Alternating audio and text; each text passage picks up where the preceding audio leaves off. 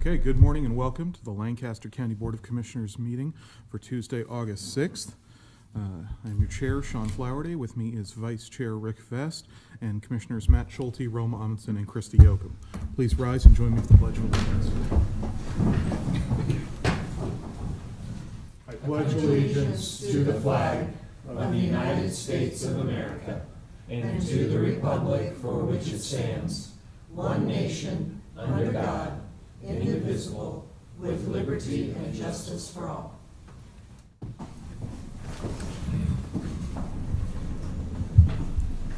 Madam Clerk, please begin.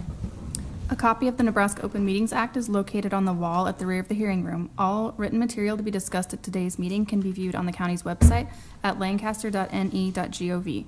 Printing options are available upon request.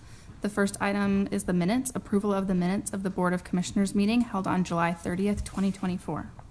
Move approval. Second. We have a motion and a second. Is there any discussion? Hearing none. Please call the roll. Vest, Abstain. Amundsen, Yes. Schulte, Yes. Yoakum, Yes. Flowerday. Yes. Motion carries. The second item is the claims, approval of the claims process through August 2nd, 2024. I move approval of the claims. Second. We have a motion and a second. Is there any discussion? Hearing none. Please call the roll. Yoakum, Yes. Vest, Yes. Amundsen, Yes. Schulte, Yes. Flowerday. Yes. Motion carries. The third item are the consent items. These are routine business items that are expected to be adopted without dissent. Any member of the public, any individual item may be removed for special discussion and consideration by a commissioner or by any member of the public without prior notice. Unless there is an exception, these items will be approved as one with a single vote of the Board of Commissioners. These items are approval of amendments to the following county contracts: C-23-0702 with the Sherwin-Williams Paint Company for paint and related products. Item 2, C-20-0579 with NCIC Inmate Communications Incorporated for inmate phone services. C-24-0285 with Voss Electric Company doing business as Voss Lighting for electrical equipment, bulbs, and ballasts. Received and placed on file the following reports for July 2024, the Assessor, Register of Deeds, and the Clerk of the District Court. Move approval of the consent items. Second. We have a motion and a second. Is there any discussion? Hearing none. Please call the roll. Schulte, Yes. Yoakum, Yes. Vest, Yes. Amundsen, Yes. Flowerday. Yes. Motion carries. The next item is new business. Item 4A, special designated license application from Fucor Incorporated for a Feast on the Farm event on August 24th, 2024 at Prairie Pines Nature Preserve. Good morning, Eric Meisel with Fucor Inc., and this will be for Feast on the Farm, which is a progressive meal experience featuring local farmers and a lot of food vendors. It'll be at Prairie Pines, and we will provide the libations for everyone. Sounds like a great event. Yes, this one's a really fun one. Yeah, lots of food. I would move approval. I'll second that. We have a motion and a second. Is there any discussion? Hearing none. Please call the roll. Amundsen, Yes. Schulte, Yes. Yoakum, Yes. Vest, Yes. Flowerday. Yes. Motion carries. Thank you. Item 4B, an agreement with the University of Nebraska Board of Regents and the Lincoln Housing Authority for operations of the nutrition education program to address the nutritional needs of certain limited income persons living in urban housing units in Lancaster County. The anticipated cost of the county is $38,000. Good morning. I'm Emily Graduate from Nebraska Extension. I coordinate the nutrition education program. We've had this agreement for, I think it's 32 years this year, and we're so grateful for it. We continue to expand and grow the program. Last year in particular was a very big year for us. We doubled our reach numbers overall, and we reached about 40 more low-income housing seniors. And we've been getting more creative with our approaches as well. We are tying our nutrition education to the food pantries on site. And so then we're teaching the residents how to select healthy food, how to use the healthy food, and it's even impacting the donations that a church provides. They're actually stocking healthier foods because the participants are asking for it. So overall success. Yeah. I would move approval. And I will second that. 32 years, you can't argue with that. And with the success you've had. Thank you. Thanks. Great. We have a motion and a second. Is there any discussion? Hearing none, please call the roll. Vest, Yes. Amundson, Yes. Schulte, Yes. Yocum, Yes. Flowerday. Yes. Motion carries. Item 4C, an agreement with Educational Service Unit 18 to provide educational services to youth detained at the Youth Services Center. The cost of the county is $987,320. Good morning, Commissioners. Brad Alexander, Director of the Lancaster County Youth Services Center. I think this is a fairly routine item for you. It's obviously a required service. It's an important service, and although it reads that it's a cost to the county, it's actually reimbursed, so there really is no cost to the county. So, Very good. Thank you for taking time to be here. I move approval. Second. Second, I'd like, just real quick, I know there's a big reimbursement on this. I'll just tell you a quick story, and I'd like to know where the reimbursement comes from, just so that's clear for people. When I first visited the detention center 12 years ago, honestly, I went in very judgmental, and I thought to myself, why can't these kids just not break the law? Like, I really kind of had that mentality. But when I visited the school and the detention center, it was a reminder to me that these are kids. They're still learning, they're still doing math, they're still reading, and so I think it's such an essential service. I'm glad we provided in there. So I know it's a reimbursement. I asked Dave to check into that as well in case you didn't know, but where does the money? Nebraska Department of Ed. Okay, perfect. Thank you, I appreciate that. Okay, we have a motion and a second. Is there any further discussion? Hearing none, please call the roll. Yocum, Yes. Vest, Yes. Amundson, Yes. Schulte, Yes. Flowerday. Yes. Motion carries. Thank you all. Item 4D, an interlocal agreement with Lincoln Transportation and Utilities and Lancaster County Adult Probation to establish and maintain suitable office space for adult probation located at 901 West Bond Street, Lincoln, Nebraska. The cost of the county is not to exceed $86,100. Good morning, Jeff Curry with Adult Probation here in Lancaster County. And Cindy Willers Green, the Reporting Center Coordinator. We just wanted to state it's great having a satellite location. We currently supervise about 1,800 individuals in Lancaster County on probation.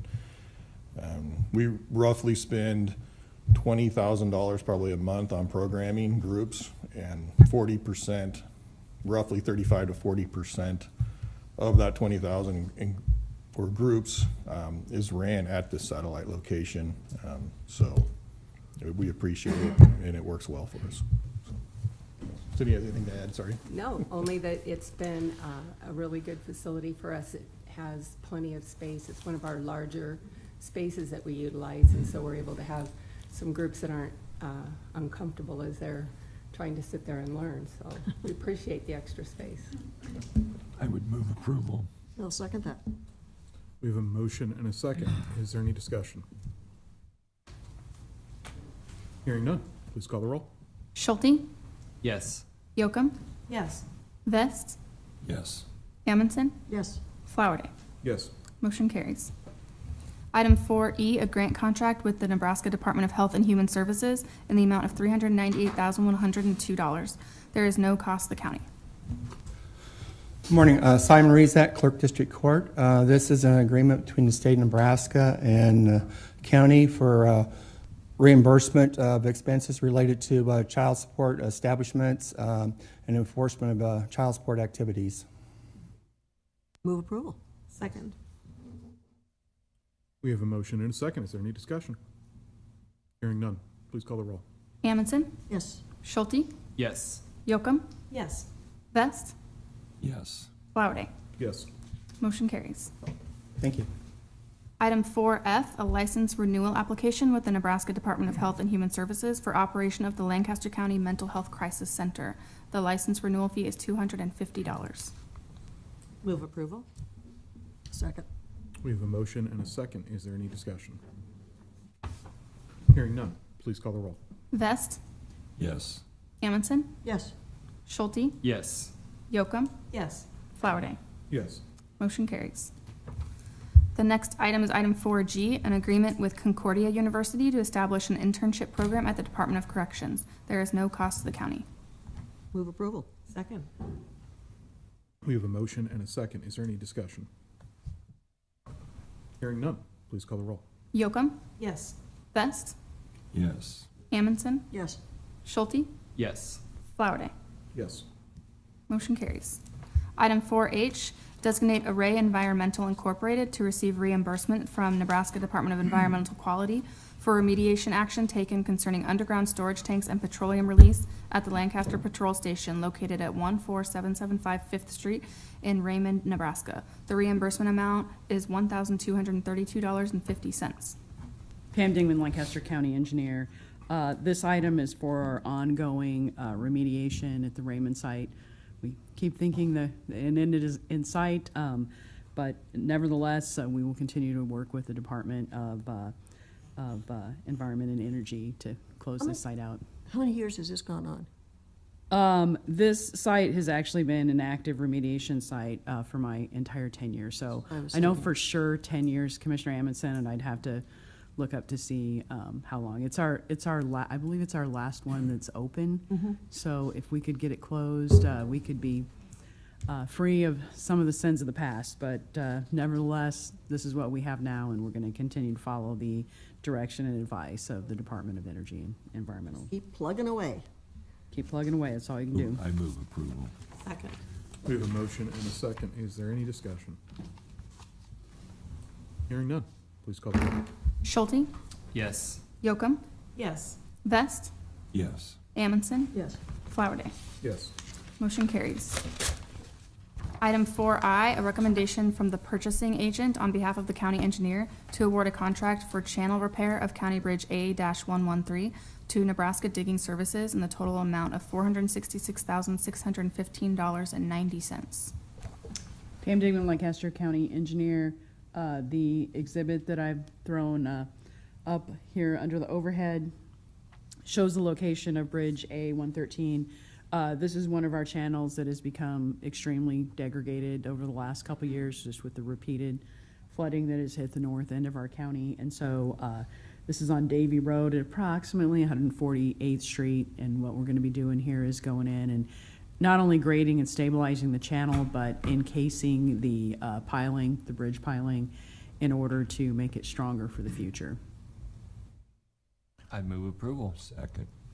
We have a motion and a second. Is there any discussion? Hearing none. Please call the roll. Amundsen, Yes. Schulte, Yes. Yocum, Yes. Vest, Yes. Flowerday. Yes. Motion carries. The next item is item 5, the legislative update. I think probably the only update worth giving is that I don't know if everybody saw it or not, but the governor announced yesterday that any hard caps proposal will include broad exceptions for public safety services. So he did a big press conference with himself and the Revenue Committee. He also, I think, I would say, motioned towards getting away from his original plan and moving to more of a collaborative legislative plan, I think. He referenced that several times, but it whatever it is, whatever the final version, I don't think anybody has that yet, it's still being drafted, is going to include broad exceptions for public safety. Good. So, yeah. So, one step closer to something we can live with. Yeah. That's all I had.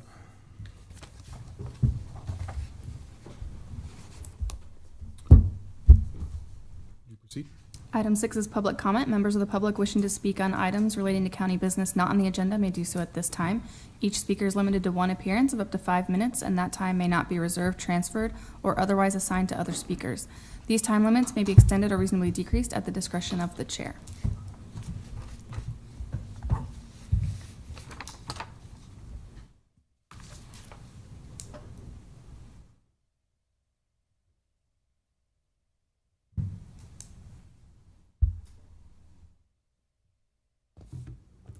Robert Bohr, you do not have a right to force us to trust a private company to give us honest election results. This is tyrannical and evil. This is not equality before the law. A little friendly advice. Look for trouble going into the upcoming fake election. Our corrupt federal government is already telegraphing fake election results, if not delayed fake election results. Bad actors are afraid of the Revenge of Orange Man. Also, be on the lookout for economic collapse. If and when it comes, you are going to want to hide, as it will be all your fault because you have betrayed your oath and supported fake elections. Once again, fake elections put bad people in positions of power to make bad decisions, as well as to protect long-standing atrocities like the sexual exploitation of children, which has been plenty of in the state of Nebraska. Nebraska has a lot of dirt to keep under the rug. Not to be compared with the exploitation of children, but one of those bad decisions is the support certain members of this community give to the very expensive, arrogant, Green New Deal, sustainable development, catastrophic climate change, fear-mongering nonsense. It's all a lie. It's all horse manure, just like our elections. Repeating from last week, I refer our listeners to Rosa Corey, a gay Democrat who cared about liberty and justice for all. She put up a website titled Democrats Against UNAgenda21.com and also wrote a book entitled Behind the Green Mask, UN Agenda 21. It's a $10 download on Kindle. She tears the fake Green New Deal, New World Order agenda apart. The fix to feeding an ever-increasing population is not to kill off large members of people with deadly clot shots deceptively labeled as vaccines, or to kill them off with endless wars, or to implement expensive and tyrannical 15-minute neighborhoods in cities. The fix is human ingenuity. This human ingenuity is illustrated by the great horse manure crisis of 1894. I repeat from last week. 19th century cities depended on tens of thousands of horses for their daily functioning. Those horses created millions of pounds of manure and tens of thousands of gallons of urine. Urban streets were manure minefields and turned into manure rivers when it rained. Street crossing sweepers would stand on street corners and for a fee clear a path for pedestrians. In 1898, the first International Urban Planning Conference convened in New York. It was abandoned after 3 days instead of the scheduled 10 because none of the delegates could see any solution to the growing crisis posed by urban horses and their output. One writer estimated that in 50 years, every street in London would be buried under 9 feet of manure. They saw no answer in sight. It seemed urban civilization was doomed. The great crisis vanished, of course, when millions of horses were replaced by motorized vehicles. This was possible because of the ingenuity of inventors and entrepreneurs, not the dumb ideas of blind, power-hungry, elitist-minded, communist, useful idiots like Baird and her cronies who live off of other people like leeches. I want to finish with the opening statement. You do not have a right to force us to trust in a private company with conflicting interests to give us honest elections. This is tyrannical. This is evil. This is not equality before the law.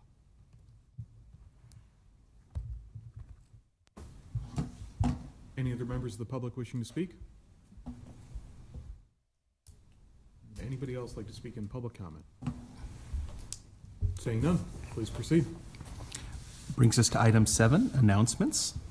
Lancaster County Board of Commissioners will hold a staff meeting on Thursday, August 8th, 2024 at 8:30 a.m. in room 112 of the County City Building. Lancaster County Board of Commissioners will hold its next regular meeting on Tuesday, August 13th, 2024 at 9 a.m. in room 112 of the County City Building.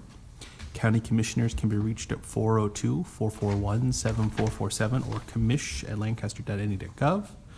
Lancaster County Board of Commissioners meeting is broadcast live on LNK TV. LNK TV is available on Allo Channel 2 and Spectrum Channel 1300. For the rebroadcast schedule, visit lincoln.ne.gov. Meetings are also streamed live on YouTube and Facebook. LNK TV apps are available on Roku, Apple TV, and Amazon Fire TV. Item 8 is adjournment. Move that we adjourn. Second. We have a motion and a second to adjourn. Is there any discussion? Hearing none. Please call the roll. Vest, Yes. Amundson, Yes. Schulte, Yes. Yocum, Yes. Flowerday. Yes. Motion carries. We are adjourned. We will now begin the Lancaster County Board of Equalization meeting for Tuesday, August 6th.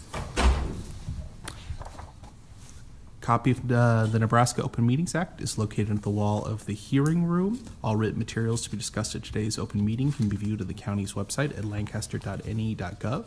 Printing options are available upon request. Brings us to item 1 with the minutes. Approval of minutes of the Board of Equalization meeting held on Tuesday, July 30th, 2024. Move approval. Second? We have a motion and a second. Is there any discussion? Hearing none. Please call the roll. Vest, Abstain. Amundson, Yes.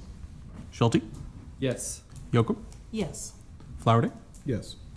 Motion carries. Brings us to item 2, the additions and deductions of the tax assessment rolls. Move approval of the additions and deductions. Second. We have a motion and a second. Is there any discussion? Hearing none. Please call the roll. Yocum, Yes. Vest, Yes. Amundson, Yes. Schulte, Yes. Flowerday. Yes. Motion carries. Item 3 is a report of destroyed real property, Form 425 from the following. Carrie Murdoch.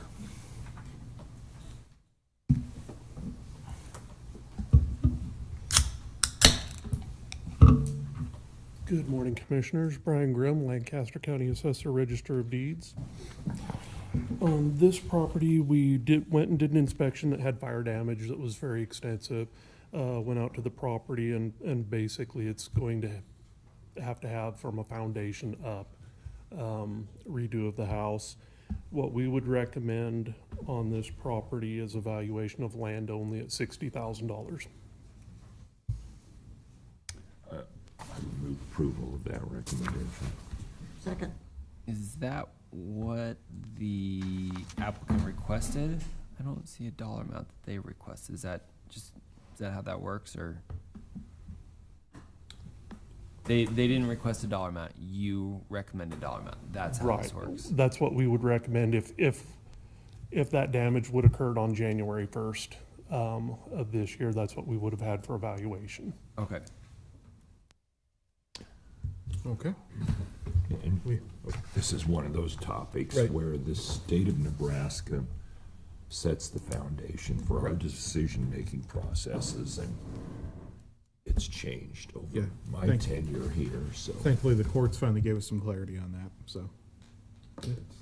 I think we're following the guidelines proposed. Agreed. So, okay, we have a motion and a second. Is there any further discussion? Hearing none. Please call the roll. Schulte, Yes. Yocum, Yes. Vest, Yes. Amundson, Yes. Flowerday. Yes. Motion carries. Thank you. Appreciate it. The next item is item 4, the property valuation protest dismissals. There are a series. I'll go ahead and read the identifying numbers into the record.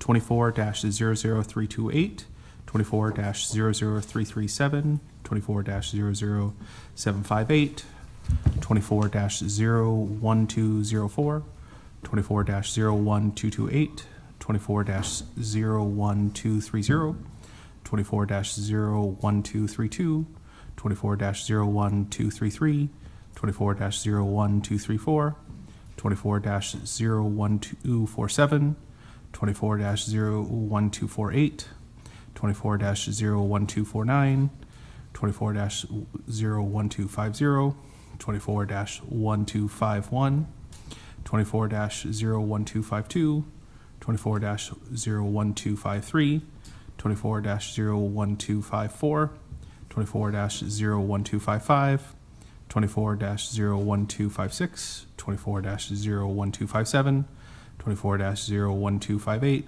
24-01259, 24-01260, 24-01261, 24-01262, 24-01267, 24-01301, 24-01480, 24-01510, 24-01670, 24-01689, and 24-01707.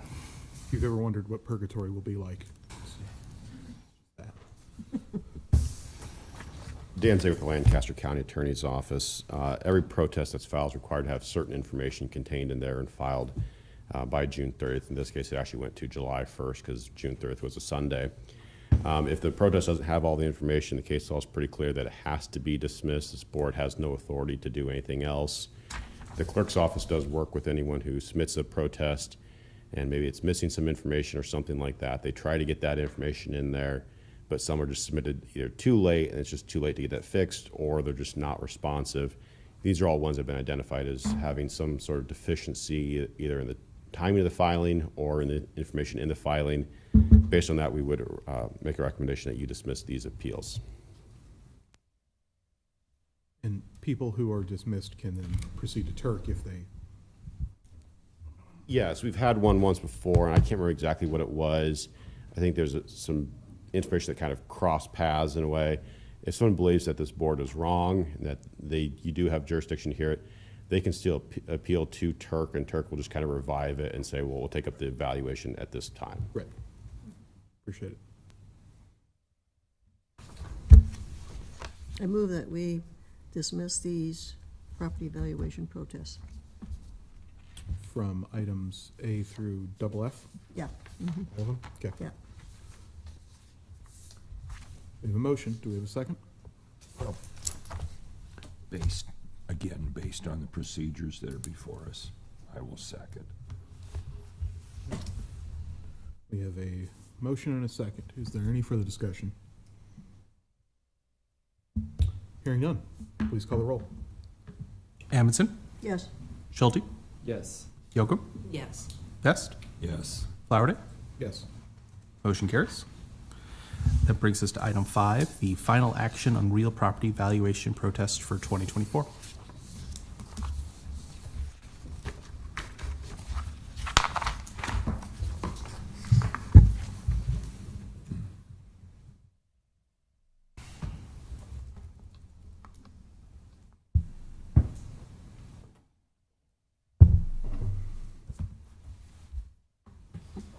Hello, Cody Gertis with Great Plains Appraisal. My partners Jason Pickrell and Lori Johnson, the co-coordinators for the process as well. Want to thank you, the board as always. Here we are again. It seems like we see you guys less and less every year. It's really just this point. So I don't know if you wanted to go through, do you guys want to know some of the numbers, or do we talk about that a little bit just in general? We have a few things and I just have a few comments if you'd like.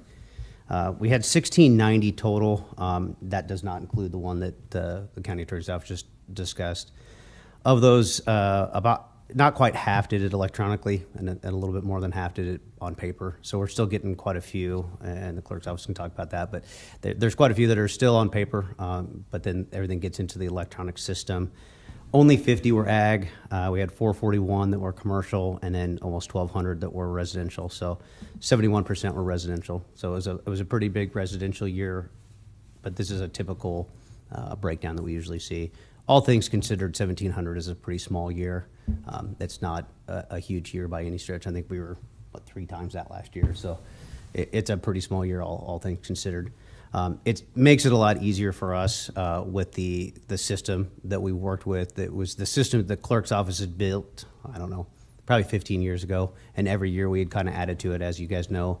kind of right when COVID hit, we made it a little bit more electronic, and every year we build upon that. That's one of those things that makes it a lot easier for us, a lot cleaner. So even with 1,700, we're not running down here 30 times a day to get one packet, or, you know, it used to be driving to Malcolm to get a packet to one referee or to not. And so the electronic process of this has made it really, really handy. And I think what it ultimately does is it gives a lot more time to the property owners. We ended up pushing all the values Friday at noon, where in the past, before we did electronic, we would be trying to get packets down here almost immediately because they had to put them in by hand, which was time. It took a lot of time and also was ripe for issues. You know, if you remember, we'd come down here and we'd have about 10 that were, oh, I accidentally typed that number wrong, or, hey, they can't read your handwriting, Cody. Usually that was the one. They couldn't read my handwriting. I did 3 zeros really fast. But so that process is really great. I do appreciate that electronic process with that. Matt, Courtney, Layla at the clerk's office have always been great. Dan, Corey, we worked with both Tim's and Jeff Johnson down at the assessor's office. There's a lot more that did a lot of hearing or informal inspections for us, and so appreciate both departments working with us. We have a great relationship with the clerk's office. It's really fairly seamless. As always, we'll probably sit down at the end of the year and just talk about how the process went, how they were able to use the system, and what changes we can make. We usually every year have a few changes, a few tweaks. We're trying to make it better. One of the big things that's really nice is being able to put information in, and whether you're a property owner or the assessor or one of the referees, a coordinator can put something in and it triggers us to see it. So it may show that there's nothing there, and then the next day something new comes up. So a property owner will put something in. Maybe they come to their hearing and don't have enough information, or we ask for something that they didn't bring. Instead of just turning them away and saying, sorry, you got to go to Turk, they can upload that. They get a full week to upload that. So the system is really beneficial to all parties, I think. So one of the biggest things we always do at the hearings is, you know, we're there to help with evaluations, to hear the protests, but it's really an educational time.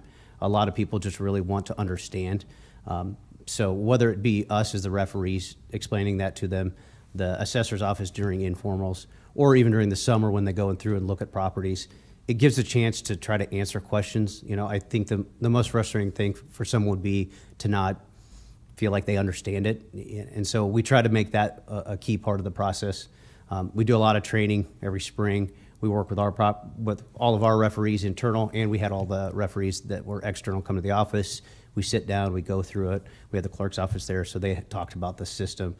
We were able to answer questions down at the assessor's office. If we have questions about how something worked, they always are there. So that process worked great. I hope that we're educating folks on that. So one change I do have, and I do have a copy of those for everyone. I don't know if you can, something you can put up. Yeah, it'll come up. So the only change to your numbers is for case 24-00666.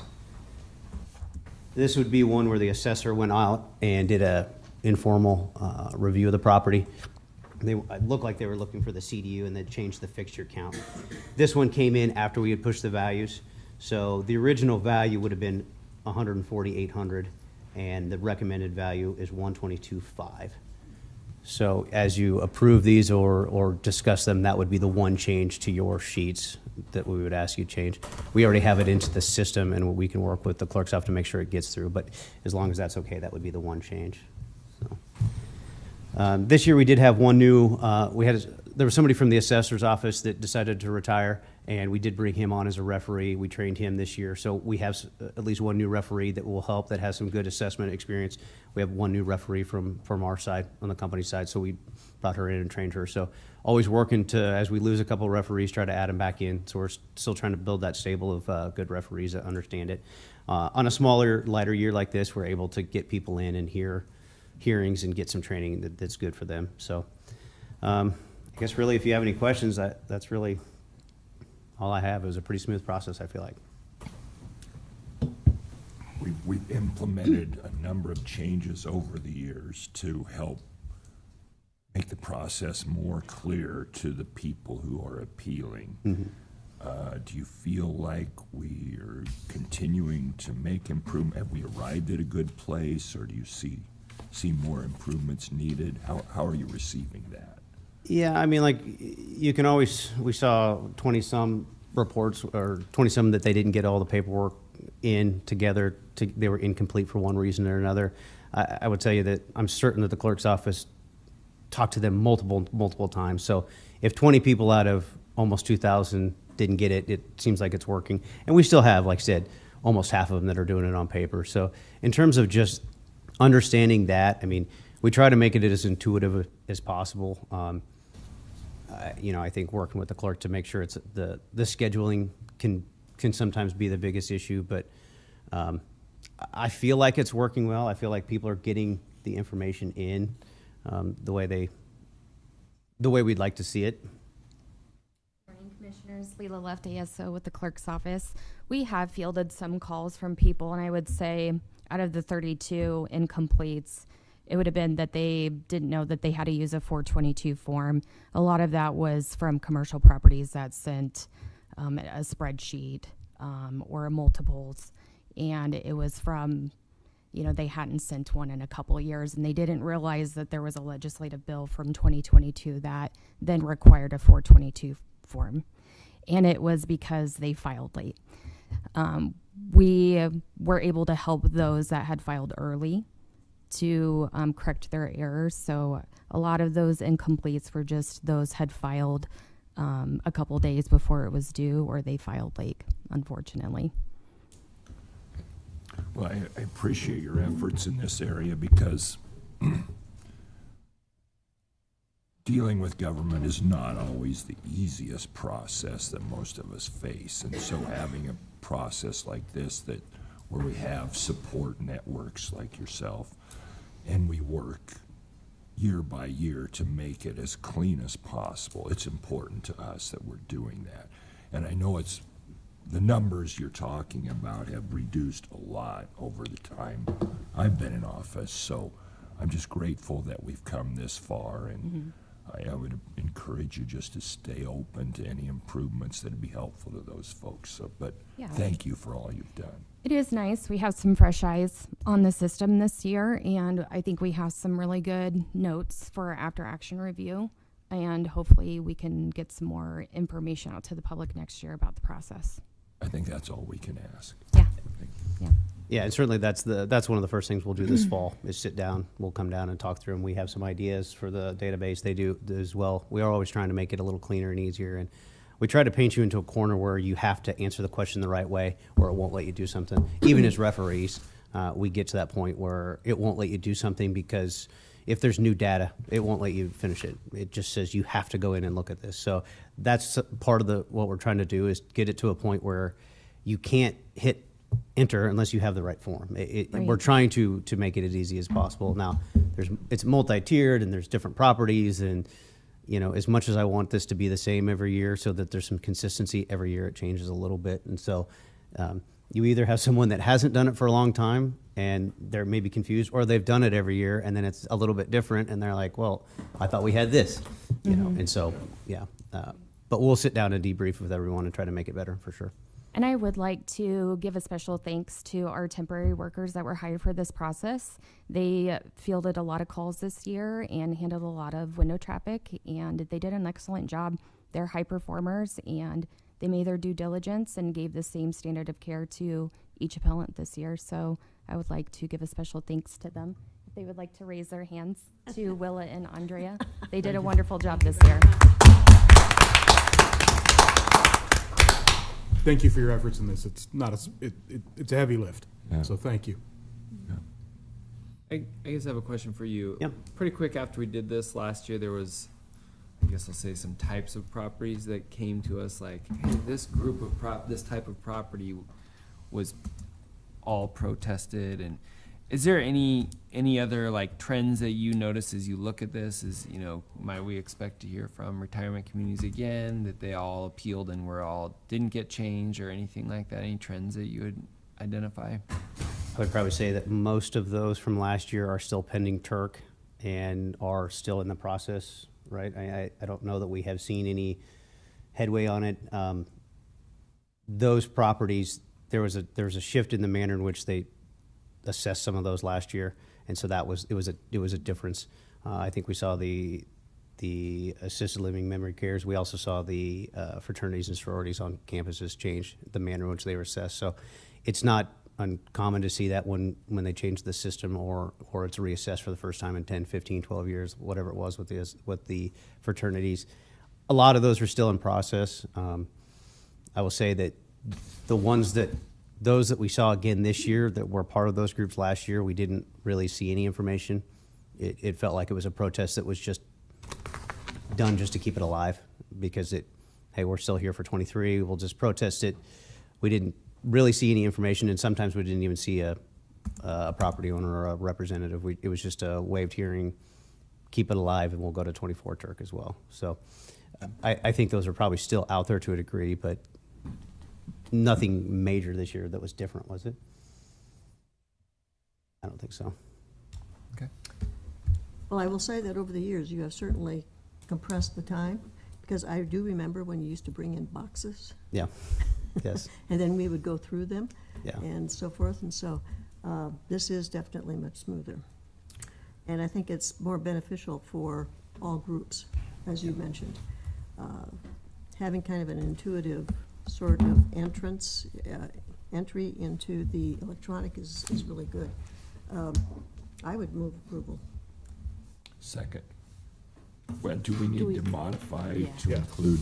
Oh, I will move approval with the modification of 24-00666 and that has a lowered recommended value at 122,500. Accept that with your second? I do. Okay, we have a motion and a second. Is there any further discussion? Thank you for your work. Thank you. Please call the roll. Vest? Yes. Amundson? Yes. Schulte? Yes. Yocum? Yes. Flowerday? Yes. Motion carries.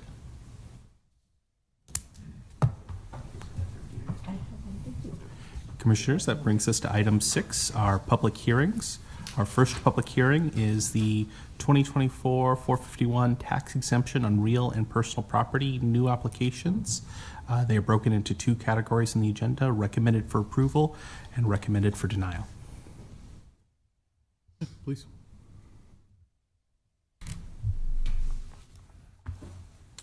We'll go ahead and open the public hearing on the 451 tax exemption on real and personal property. Do you solemnly swear or affirm that the testimony you're about to give is the truth and nothing but the truth? I do. Go ahead. Corey Beatty with the County Assessor Register of Deeds Office.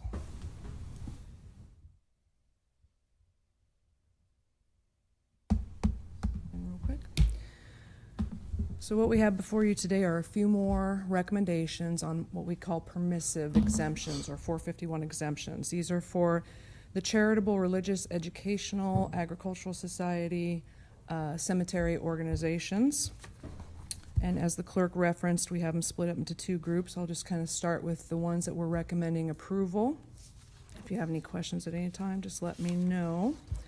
So the first 2 on the list are for Bethlehem Evangelical Mission, also known as Bethlehem Covenant Church. They've had an exemption on these properties for many years. The applications were timely filed.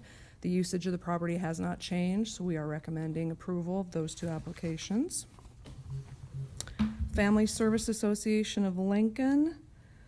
This is a property that was purchased after January 1. They are using it for low-income transitional housing under the charitable organization category, and we're recommending approval of that application. And then we have Mercy City Church. This property was, I believe, purchased in early January, and they too are using it for housing of ministerial students and some ministerial activities. It's part of their church application under the religious organization category, and we are recommending approval of that application as well. So those 4 we are recommending approval. I don't know if there's anyone here that wishes to speak on any of those. Well, I was going to, are you going to go through the denials too? Would you like me to just Yeah, continue? let's Okay. just roll them and then Sure. we'll do the Okay. approvals, then we'll do the denials. Under our denials, I might move around a little bit and not necessarily go in the order that's on the agenda, if that's okay. The Mental Health Organization of Nebraska, we received their application on July 15th. Unfortunately, that's not considered within the statutory filing deadline.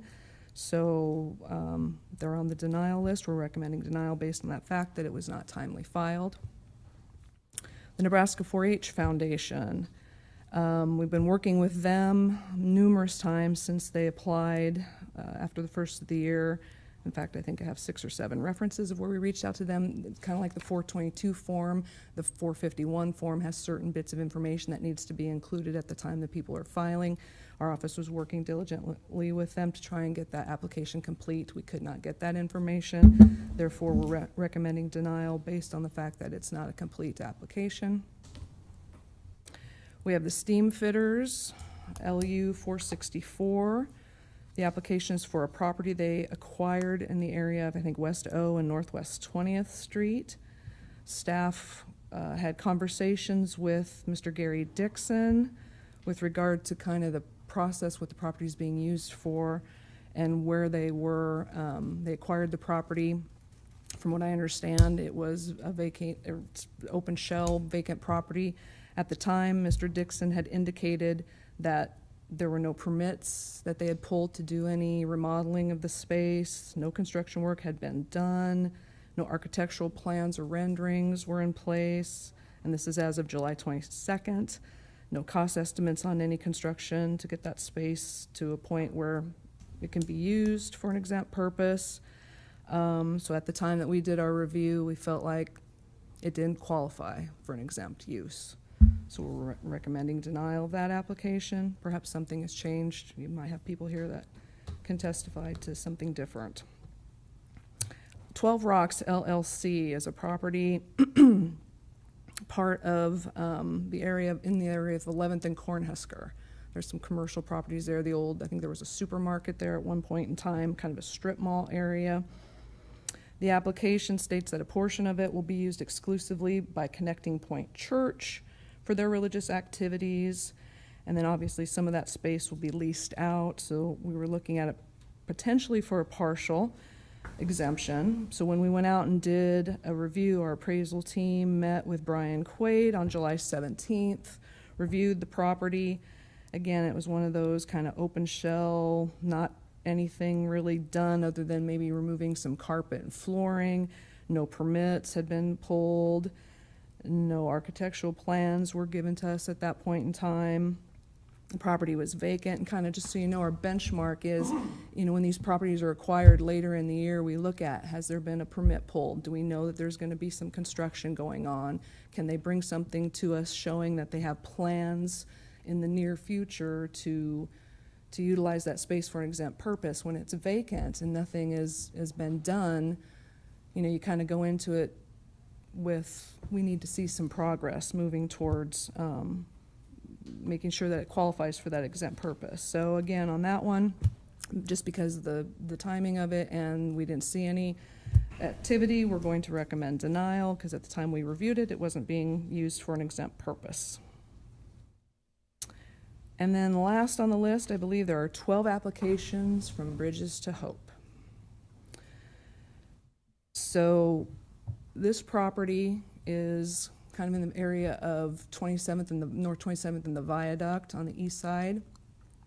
It was property that in late 2023 was acquired from the city of Lincoln.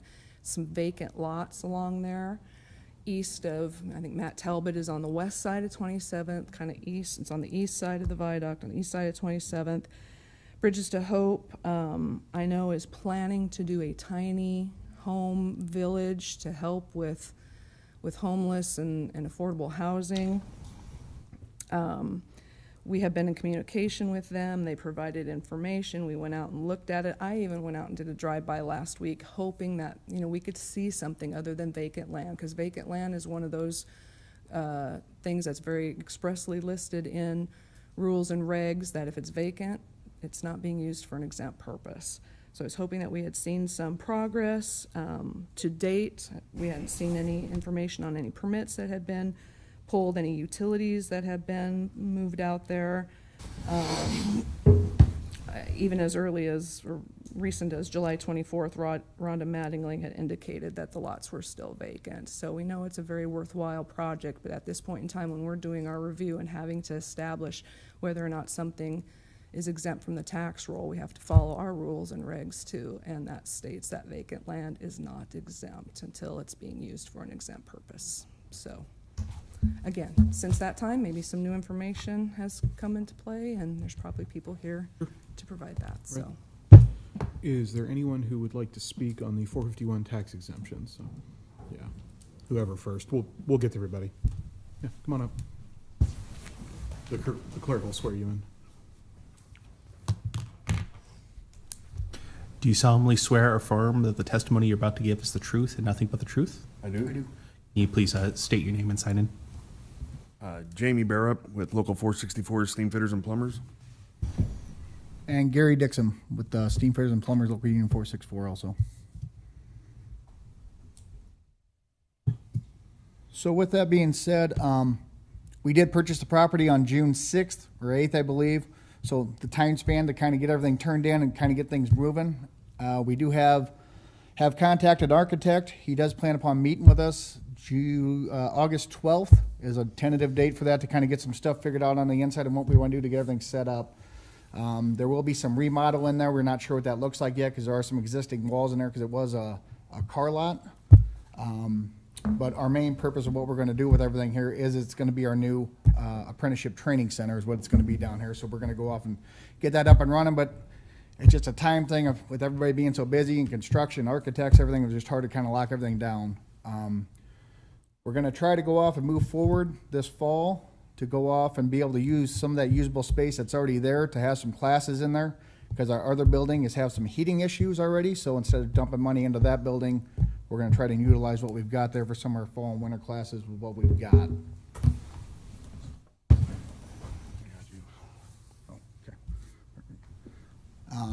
So going forward, I don't know exactly what the time frame looks like. I'm hoping it's sooner than later to get everything all done and said once we have it. But once we're done with that, it will be our official training centers going forward. So, right. Is there any? How do we judge the communication with an architect? I mean, where do we draw the line between obvious progress and not? And that might be a question for the county attorney's office too. I mean, I know that we're also a nonprofit organization through the state since like 1974 also. There's no, there's no doubt that once your training center is built, it'll qualify, right? I mean, right. That's not the issue. It's how do we judge where you're at? Right. And we're making our recommendation at the time that we're reviewing the property.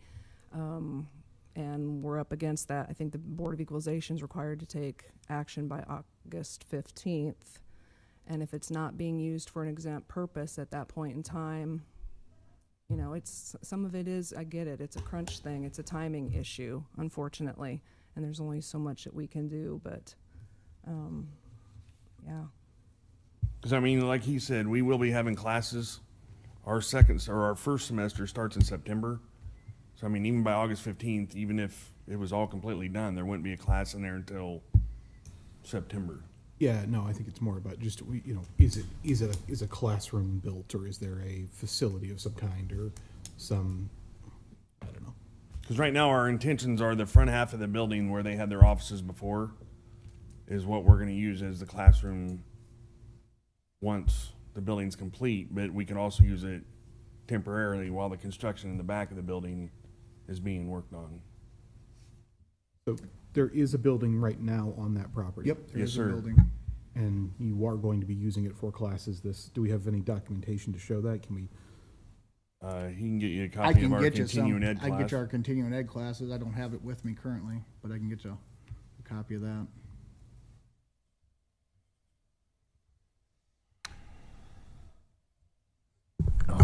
Our final deadline is August 15th. And then, of course, the applicants also have the opportunity to appeal to Turk your decision, what your decision is, whether it's upholding our recommendation or making a new one.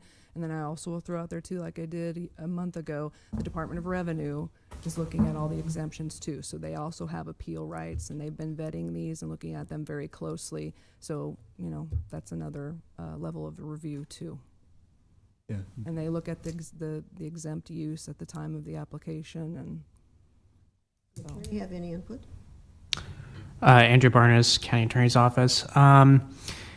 If you can get those documents to the county board before the deadline so that they can take a look at it, that could be a possible option to possibly avoid Turk. That could be one solution. Otherwise, we would probably defer to Turk and the other appeal rights. What documents, to be clear, Andrew, what documents are you referring to? So it'd be documents showing of an exempt purpose. So probably those classes. And if you can get those engineering documents to show progress before August 15th for that deadline, if that's possible. I mean, But this board needs to make a decision before August 15th, Yeah, right? right. Yeah. You really need to make a decision today because we have no Board of Equalization next week. We can schedule one. You could schedule one. Have before. Well, we've done exactly this. We did it for a church that was looking to turn into their backlot into a parking lot. And we've done exactly this thing before, and I think we approved that, actually. I remember doing it, and I think that was the purpose, was to give them that last minute option to provide what we needed. Our goal is to give this to every organization that deserves it. You guys qualify on every front. It's just, does the timing work for this year, or is it gonna be next year? Because the final outcome is clear. It's just a matter of timing here.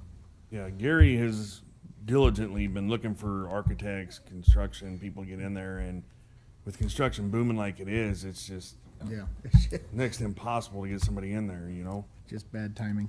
Everybody that works in the industry? A couple people. A couple. One or two. Yeah. And even they're telling us. Yeah. Dave, is there any reason we couldn't schedule a special No, BOE we can schedule meeting? one. Let's just do it Next You got- Tuesday. and then come back 1 week from today, next Tuesday, show us the class, Schedules. the class schedules, any kind of engineering documents you have. I mean, just show us everything you can. Okay. Yeah, based on the attorney's opinion here, I think that's the right way to go. Give them one And more then, week. and if we approve it by the 12th, that's still okay for your purposes? Right. Yeah, isn't that the 12th? No, that's not how math works. 13th. 13th, that's how math works. So, Okay. Alrighty, good enough. Thank you. Thank you. and it'll be exactly this format, so just following the regular meeting. Okay. Yeah.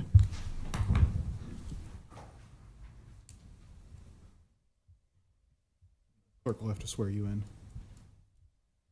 Do you solemnly swear or affirm that the testimony you're about to give is the truth and nothing but the truth? I do.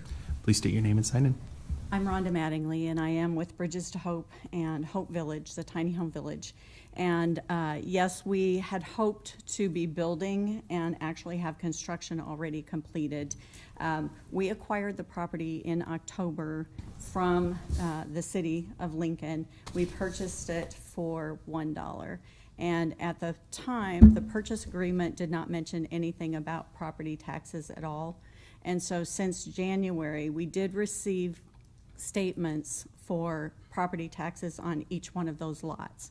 And so I immediately began to contact anyone I could to figure out what do we do about these property taxes.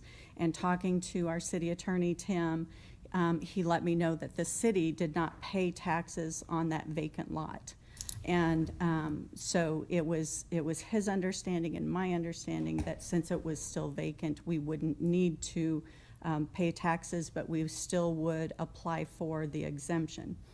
And so, as we know, a tiny home village is not in Lincoln city limits at all. And so we have come up against our initial plans, which we've shared, started with 36 tiny homes and then was reduced to 26 and then 20, based on LES easements. And when we get into building and safety and the infrastructure, water and sewer, making sure that this is done properly, that has been what has been our setbacks and our timelines, and keeping us from actual progress in building.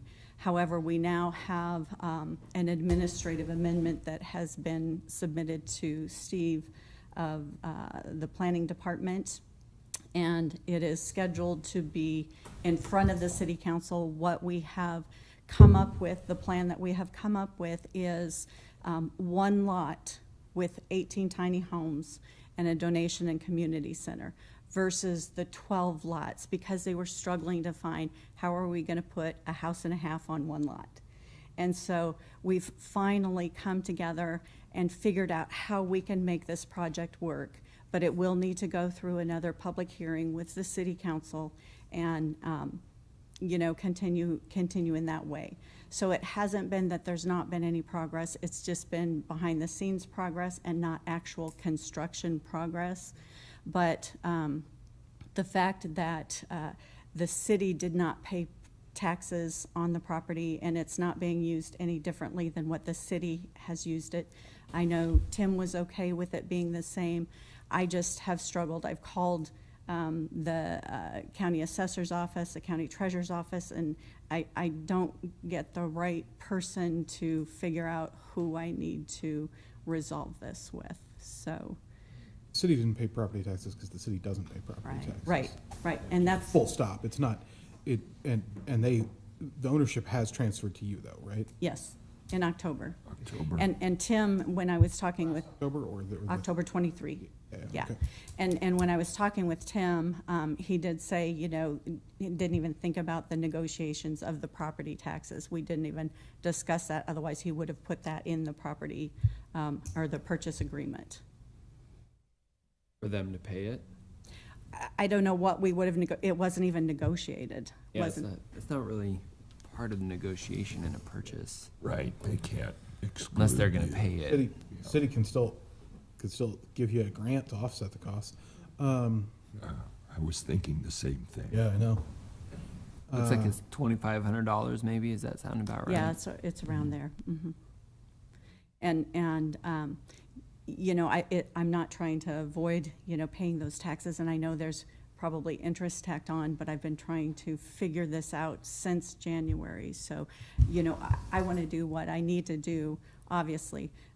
In this exemption, I know that we do qualify as well as a nonprofit and everything, but. Engineering documents, any architectural designs? Yes, we have all of that. Permits? We haven't got the permits yet because they're still working on the platting and trying to get all the zoning and everything in line. So our architect now has submitted a new design. He's been working with JEO Engineering and Architectural Innovations, and we have all of that every step of the way, that shows we have been working on everything with that. The documentation about working with the city on how this land is being platted, would that also be part of the documentation that could be helpful in this? There'd be dragons, right? There's no rules of this. Yeah. Mm-hmm.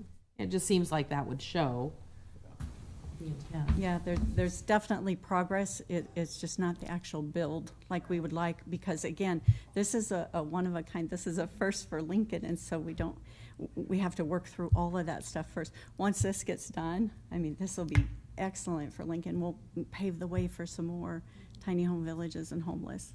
I hear you and I appreciate what you're doing.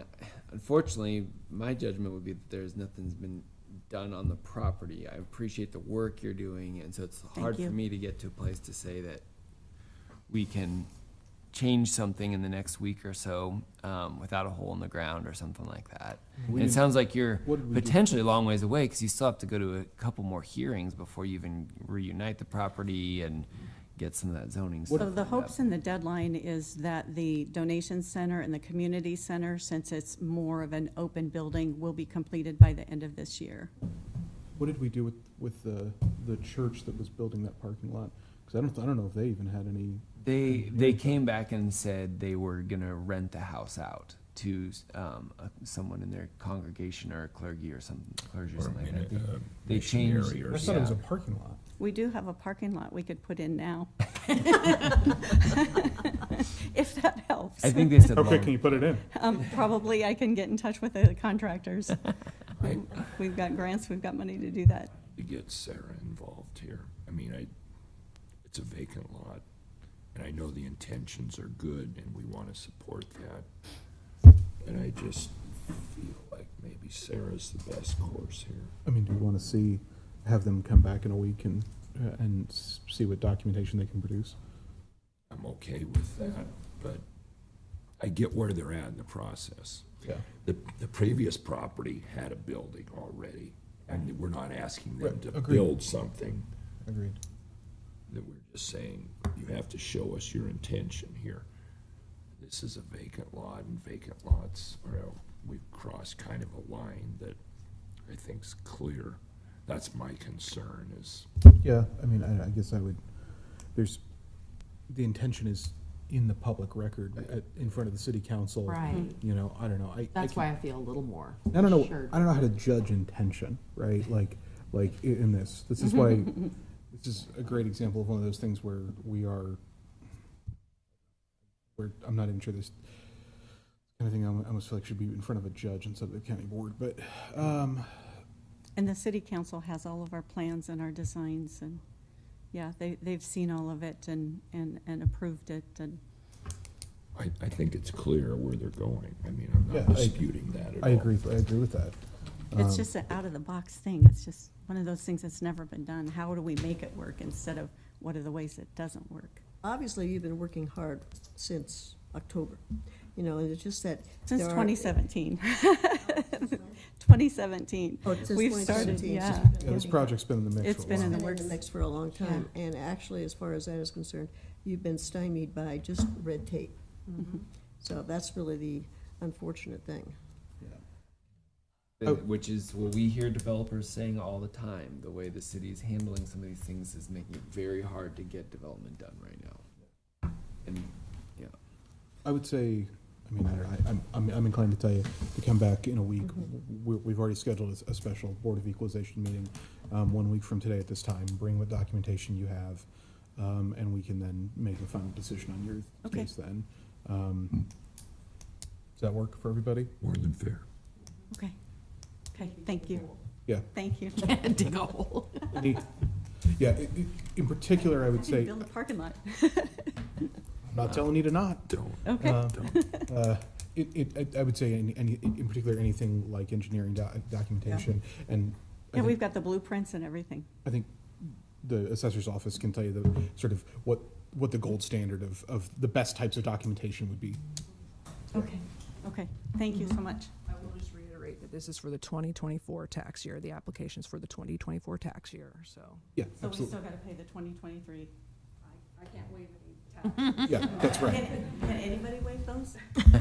Who do I talk to waive I those? don't think we can. We can't. sorry. We don't know. Can't commute past years, yeah. Commissioner, since we have scheduled an additional meeting, I would advise you not to close the public hearing, to recess it, and then we'll restart that. We'll reopen that on next week's meeting. Good call. Okay. Is there anyone else who would like to speak on the 451 tax exemptions? Seeing none, we will recess the public hearing on the 451 tax exemption on real and personal property, and we will move on to the public hearing on the motor vehicle tax exemption applications. Commissioners, reading into the record, the public hearing on the following motor vehicle tax exemption applications for Cedars Youth Services, Capital City Christian Church, Christian Student Fellowship, St. Thomas Aquinas Catholic Church of Lincoln, Christ United Methodist Church, Christ Lutheran Church, Lincoln Christian School, and St. John the Apostle Church. Anyone here to speak on the motor vehicle tax exemption applications? Hearing none. We will go ahead and close the motor vehicle tax exemption application hearing. Commissioners, that brings us to item 7, a public hearing action items. Since we recessed the first public hearing, I believe it'd be appropriate to move to 7B, the action on the motor vehicle tax exemption applications. Approval. Second. We have a motion and a second on the motor vehicle tax exemption applications. Is there any discussion? Hearing none, please call the roll. Yocum, Yes. Vest, Yes. Amundson, Yes. Schulte, Yes. Flowerday. Yes. Motion carries. That brings us to item 8, public comment. Members of the public wishing to speak in items related to County Board of Equalization and business not on the agenda may do so at this time. Any members of the public wishing to speak? Seeing none. Move we adjourn. Second. We have a motion and a second to adjourn. Any discussion? Hearing none, please call the roll. Schulte, Yes. Yocum, Yes. Vest, Yes. Amundson, Yes. Flowerday. Yes. Motion carries. We're adjourned.